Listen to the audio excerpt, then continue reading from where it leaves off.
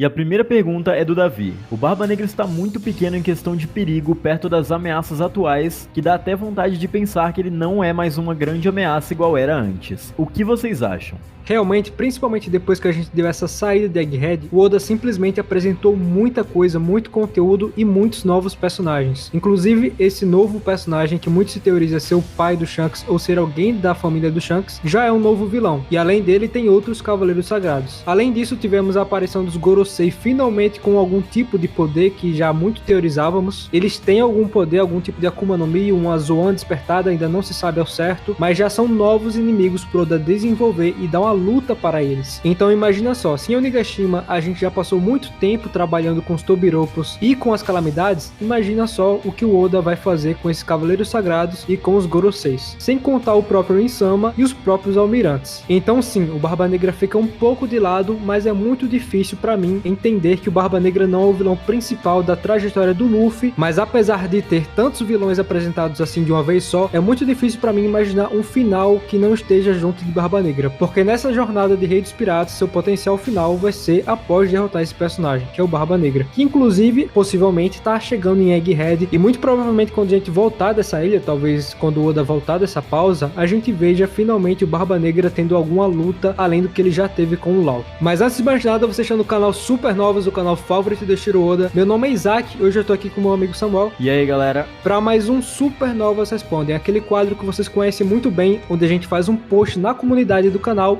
e no Instagram, @canal Supernova, sigam lá, onde a gente pega diversas teorias, questionamentos que vocês fazem, que são muito interessantes, que completam o nosso pensamento aqui no canal, e vocês nos ajudam muito, vocês não têm ideia o quanto vocês nos ajudam. Então segue lá a gente para ficar ligado no próximo post de perguntas. E galera, se vocês não sabem, a gente tem um canal secundário que se chama Os Supernovas. A gente tá postando os conteúdos aqui do canal para poder ficar guardado para sempre aqui nessa plataforma e a gente não correr mais nenhum risco, porque como vocês sabem, a gente foi hackeado recentemente e vai ser muito legal ter vocês lá também. Bom, mas sem mais delongas, vamos pro vídeo.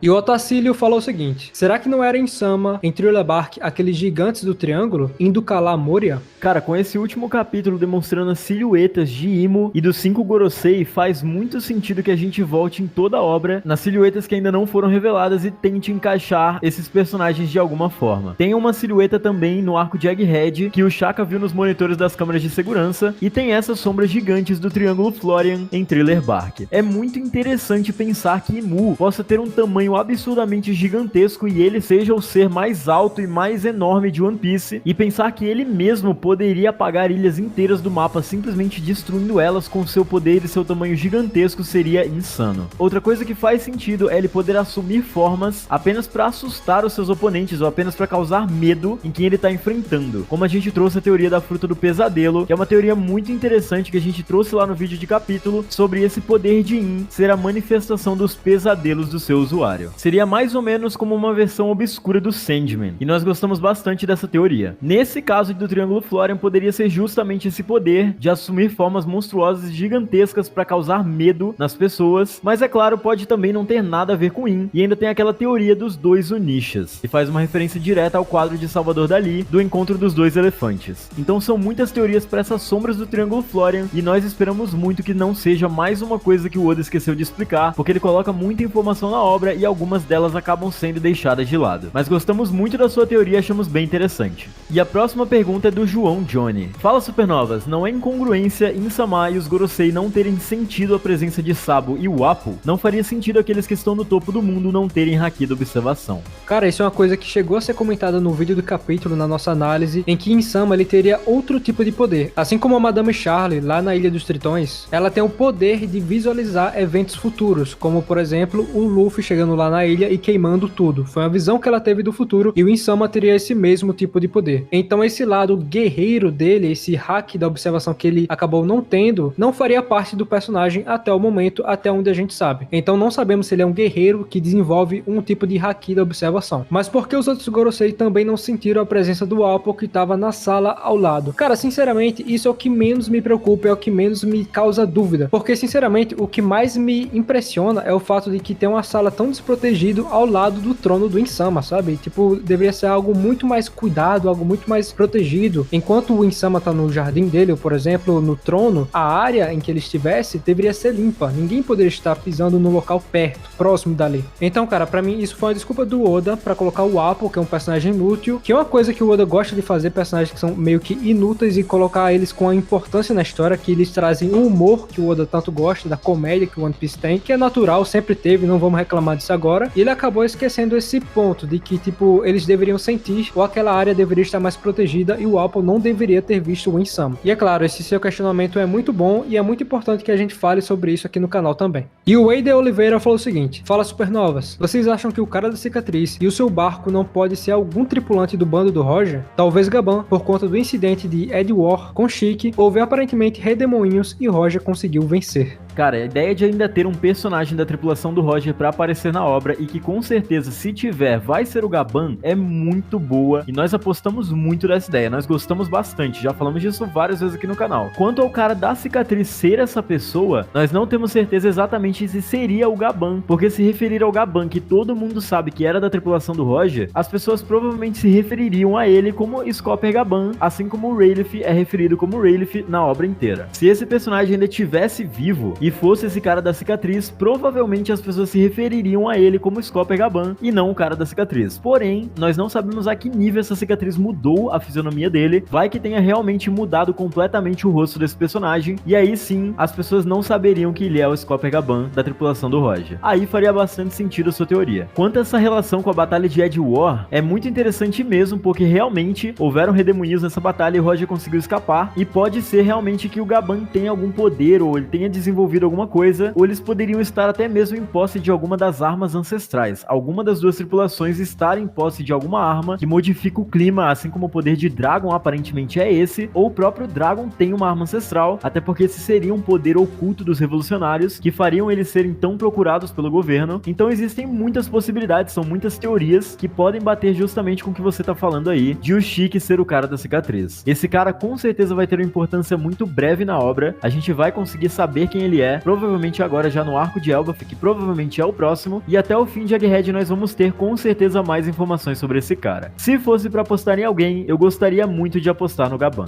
E a próxima pergunta é do Alan. Fala Supernovas, beleza? Beleza, mano. Gostaria de ouvir a opinião de vocês em relação ao Garp na marinha. Se Imu não se aguentou ao ouvir o D de Nefertari, Imu rasgou os cartazes de Luffy e Tite, e provavelmente os D foram traidores do governo mundial, porque Imu permite um D na marinha. Será que o incidente em God Valley foi visto por Imu como uma redenção? Será que Imu é tão ingênuo a ponto de confiar em Garp mesmo sendo um D? Cara, eu adoro esse assunto, inclusive nós já trouxemos esse assunto aqui pro canal, onde a gente fala sobre a família Monkey, sobre a origem deles, e nesse vídeo a gente fala sobre o Dragon, sobre o Garp e sobre o Luffy, e porque inclusive o Garp estaria na marinha todo esse tempo sendo um D. E cara, o Insama respondeu essa sua pergunta no capítulo 1087. Ele comenta que são pessoas com esse nome que estão espalhadas por aí no mundo atual de One Piece, que antigamente causaram um grande trabalho para eles, só que atualmente são pessoas que não sabem do significado dessa letra em seu nome. Então, por exemplo, o Luffy é um D, o Barba Negra é um D e o Law é um D. Ok, eles são uma grande ameaça para o governo mundial, mas se eles não sabem o papel no mundo deles, o que eles vão fazer se eles não sabem? Inclusive, esse é o grande medo de Insama, né? Que o Luffy encontre o One Piece. Não que o Luffy exatamente, que algum dos D encontre o One Piece, porque se chegar lá, eles vão descobrir, assim como o Oden e o Roger descobriu. E continuando esse assunto sobre o Garp, o Joyps falou o seguinte: por que o Garp deixou o Ace morrer e destruiu uma ilha inteira para salvar o Kobe? Cara, esse é um questionamento bem interessante, mas a resposta dele talvez seja um pouco mais simples do que a gente pensa. Naquele momento em Marineford, o Garp teria que lutar contra a própria marinha, contra o próprio governo mundial, para salvar a vida do Ace, que escolheu a sua própria vida. O Ace, ele fez as decisões dele de estar do lado da pirataria, e o Garp, mesmo que doesse muito nele, ele não poderia interferir, até porque ele estava exatamente do outro lado da moeda. Fora que a morte de Ace foi um pouco inesperada. Tecnicamente, o Akainu foi pra cima do Luffy Luffy, e o Ace entrou na frente e isso foi muito rápido e provavelmente o Garp não chegaria a tempo de salvá-lo. Já nos capítulos mais recentes, o Garp estava salvando o Kobe, mas ele estava na sua zona de conforto, que era de um marinheiro lutando contra a pirataria. Então o Garp em nenhum momento ele estava se segurando, até porque ele estava numa ilha de piratas. E a função de um marinheiro é justamente combater a pirataria, e ele estava no desempenho da sua função. Nós acreditamos que se houver outra situação semelhante com o Luffy no futuro, o Garp com certeza vai salvá-lo, até porque ele é um dos marinheiros que não gosta do governo mundial, inclusive ele já recusou várias vezes o cargo de almirante porque ele não queria ser um subordinado direto dos Tenryubitos. Mas nesse caso, na guerra de Marineford, nós pensamos que por esses dois motivos ele não interviu. Primeiro porque foi uma coisa meio inesperada, foi muito rápido, e segundo porque ele teria que enfrentar a marinha e o próprio governo mundial para salvar o Ace. E cá entre nós, ele quase fez isso. Se o Sengoku não tivesse segurado ele, ele com certeza mataria o Akainu. E a próxima pergunta é do Igor. Ele falou o seguinte: fala, Supernovas, acredito que São Figureland Garlin não seja pai do Shanks, mas sim avô. O pai na verdade seria Shebeck, que se relacionou com a filha do Garlin. E aí, será? E olha, sinceramente a gente ainda não descartou essa possibilidade, até porque todo esse evento de God Valley ainda precisa ser explicado e não é a aparição de só um personagem dessa família que vai tirar todas as teorias que a gente fez até agora no canal. Até porque o que era Shebeck? Qual era o propósito dele além de ser rei do mundo? O que criou isso nele? Por que ele é desse jeito? Alguém da família real deixaria o Shanks num baú de qualquer forma? Por que eles fariam isso sendo que eles são guerreiros sagrados? Eles não têm potencial de proteger um filho? Por que isso acabou acontecendo? São inúmeras perguntas que apenas a aparição desse membro da família do Shanks não respondeu. A única coisa que respondeu foi o fato de que Shanks realmente é um cara privilegiado e por isso ele conseguiu conversar com os Gorosei. Então sim, o Garlin pode ser o pai do Shanks, ninguém nega isso. E ser um avô do Shanks realmente combina também pela aparência da idade dele. Ele parece ter uma idade bem mais avançada do que um pai. Apesar de que o Shanks já tem 40 anos, mas as pessoas do One Piece quando ficam velhas, eles ficam velhos por um bom tempo. Sengoku, por exemplo, ele já é velho já faz uns 50 anos. Então ele pode ser sim um avô do Shanks. E resta saber qual é o papel do Shebeck nessa batalha de God Valley. Ele teve algum par romântico com alguma dragão celestial? Até porque aqui em One Piece a gente tem exemplos disso. O próprio Doflamingo, ele era um dragão celestial e virou um pirata. Por que não o Shebeck poderia fazer a mesma coisa? Ou ser vítima da mesma coisa que o Doflamingo passou? Tem muita coisa pra se conversar e o Shebeck ser pai do Shanks ainda não foi totalmente anulado. Até porque ainda tem toda aquela conversa do Barba Branca com o Shanks quando eles se encontram, onde o Barba Branca fala sobre aquelas cicatrizes do Shanks lembrar um certo alguém. Então tem muita teoria ainda por vir e o Shanks ainda vai render muito aqui no canal. E voltando para Egghead, porque a gente não esquece de Egghead aqui no canal, o Riva Artesis falou o seguinte: saudações supernovas, tem espaço pro Enel aparecer ainda nessa obra? E outra pergunta, acreditam que o próximo episódio será a batalha em Egghead ou será a continuação dos acontecimentos da Reverie? Respondendo a primeira pergunta, com certeza o Enel ainda vai aparecer na obra e tem muito espaço para isso, porque ele tem conhecimentos absurdos sobre o século perdido e nós precisamos, não é nem questão da gente querer, a gente precisa saber o que ele sabe. É bizarro quanto esse personagem faz falta na obra, mesmo ele tendo aparecido num arco aparentemente fraco, mas é óbvio que quem acompanha o canal Supernova sabe que esse é um dos melhores arcos de One Piece, não somente pela questão do enredo em si, mas também pelo conteúdo histórico e de informações que a gente tem nesse arco. Mas com certeza o Enel ainda tem espaço para aparecer, e eu queria muito que ele aparecesse no próprio arco de Elbaf. A gente sabe que ele tem um golpe especial chamado El Thor, que faz referência a um deus da mitologia nórdica, e seria muito interessante que ele aparecesse agora no arco de Elbaf, com todo o seu conhecimento e talvez sendo até um aliado de Luffy na guerra final de One Piece. Enel do bando confirmado ou Isaac? Cara, não me dê esperanças.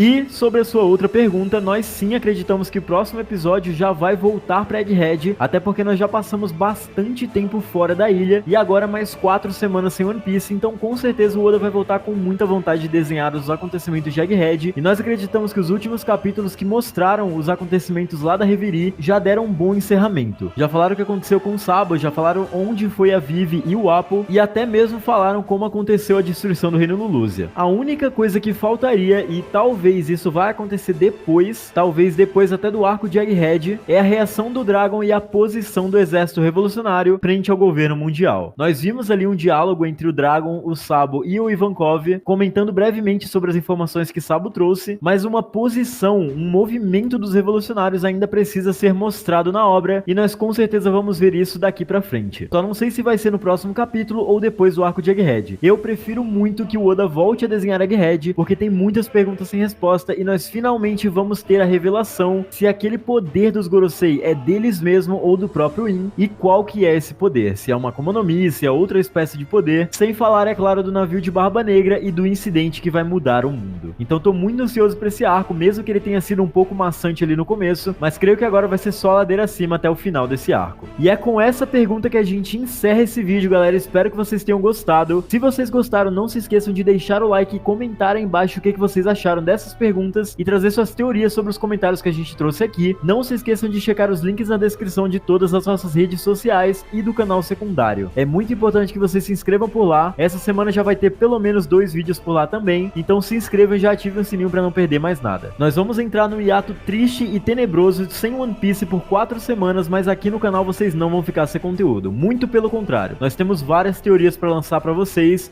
se divertirem e teorizarem com a gente enquanto a gente espera o retorno de One Piece. E é isso, galera. Valeu! Valeu!